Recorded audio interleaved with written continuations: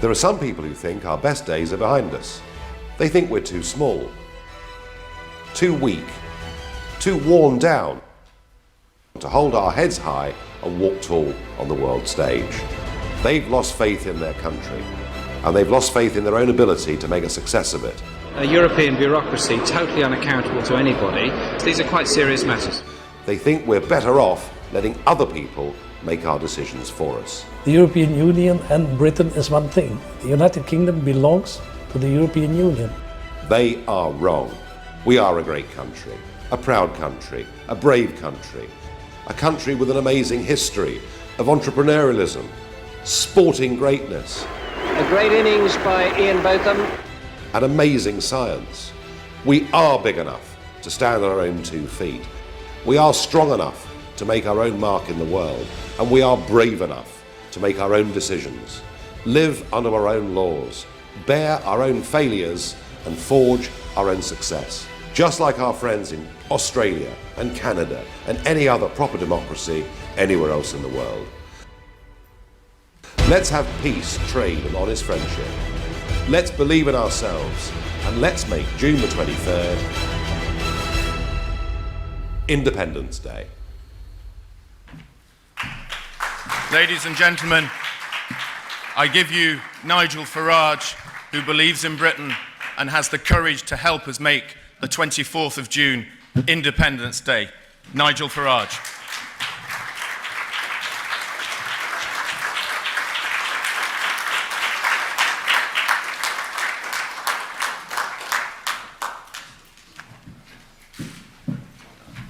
Well, good morning, everybody. It's the end of a very long referendum campaign. And I suppose in a way for myself and UKIP, it's been a very long road to get to this point. I have to say, with some degree of pride, that without us, this referendum would never, ever have happened. It is in many ways our referendum. And I think we've changed the political agenda, not just for the vote coming tomorrow, but I suspect we've changed it for the foreseeable future. We've even changed the political language. I've heard people talking about Australian-style point systems. I've heard people saying, will the real David Cameron please stand up? I've heard people talking about the number of German cars on our roads and French cheese and wine in our shops. I've even heard people talking about Independence Day. And the banner that we've been standing on now for a very long time, Believe in Britain, appears now to have gained widespread use. I think for all of us in UKIP, and I certainly include myself in this, it has at times been a long and quite lonely and difficult road. But I'm enormously proud of the way in which we managed to change British politics, and I hope it reaps a huge dividend for our nation tomorrow. Now, there's been a lot of talk, a lot of sound and fury about what will happen economically, what will happen in terms of immigration numbers, whether we stay or leave this club. But nobody in this campaign has really talked about the club, has really talked about what the European Union really is. And just think back, the last referendum on this, 41 years ago, the British public were told that they were being asked to vote to remain in a common market about trade, be good for the economy, nothing to do with politics at all, because of course we could veto things or opt out of things. And the referendum in 2016 has taken a very similar trajectory, because the Remain camp talk endlessly about the single market, the biggest free trade zone in the whole of the world. And whenever a question is asked about further political integration, about perhaps a European army, about one of David Cameron's lifetime political dreams of Turkey possibly joining, we're told, no. Don't worry about that. We've got a veto, or we've got an opt-out. They've tried, the Remain side, to use the term single market in exactly the same way as they used the term common market 40 years ago. We are not, folks, part of a free trade zone. That is not what it is. It is a customs union, or perhaps in simple English, a big business cartel. Now, we joined this originally for the benefit of not having tariffs, high tariffs, as they were in the olden days, with our European neighbours. But now we find ourselves inside this customs union, where the regulations that are made affect the 88% of the British economy that does not and never has traded with our European neighbours. We find ourselves, for the benefit of tariff-free trade, having to accept unlimited free movement of people. We find ourselves prohibited from making our own deals with the rest of the world. And for all of this, and for a trade deficit in excess of £60 billion a year, we pay a membership fee. And this point, by the way, is not contentious. Our net membership fee is £34 million a day. The benefits of not having those now relatively tiny tariffs are far outweighed by our current costs being part of this single market. But of course, the real agenda isn't about the economy. The real agenda is political. We are members of a political union. European law is supreme. The European Court of Justice overrules our Parliament and our courts. And yes, and this is the last time in this campaign I'm going to do this, but we don't even have a British passport anymore. All right, we've got a European Union one, which of course is available for up to 508 million people. And let's stop pretending what this European project is. They have an anthem. They're building an army. They've already got their own police force. And of course, they've got a flag. And at the end of the day tomorrow, when people vote, they must make a decision. Which flag is theirs? And I want us to live under British passports and under the British flag. I tell you something, if this referendum tomorrow was about joining the European Union, given those costs that I've outlined, I think we would overwhelmingly reject it. So who are those supporting our continued membership of the Union? Who are the Remain side?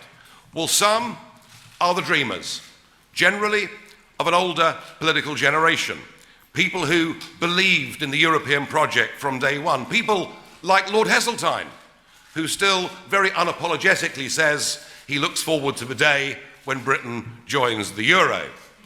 But they in reality are very few in number. Now, the Remain side really is about the vested interests, the big corporate businesses who for the first time in history are able, through the European Commission, to effectively write the rules for their own businesses to the detriment of their small and medium-sized competitors. And of course, there's almost an entire political and bureaucratic class in favour of all of this. After all, there are 10,000 people working for the European institutions in Brussels who earn more than David Cameron. If you're part of that set, what's not to like? And then, of course, there's Mr. Cameron. He's a Remainer. And incidentally, I don't know whether anybody can tell me where the leader of Britain Stronger in Europe is. I haven't seen Lord Rose now for some weeks. Perhaps he was just simply too honest when he told the Parliamentary Select Committee that if we left the European Union, that workers' wages in Britain would go up. Mr. Cameron wants you to remain.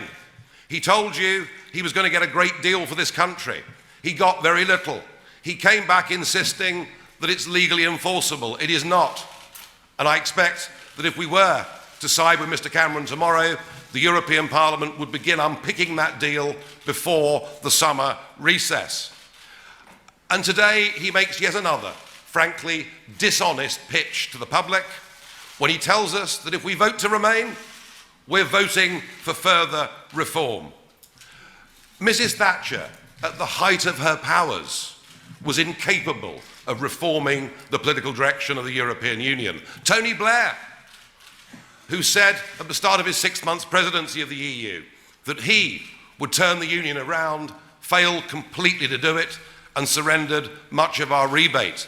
The word reform in Brussels, ladies and gentlemen, means something different. It means a greater, deeper drive towards centralisation, a deeper commitment to fulfilling the dreams of the original founders, the fulfilment of a United States of Europe. That is what it's all about. So this referendum is actually quite simple. This referendum is the people versus the establishment.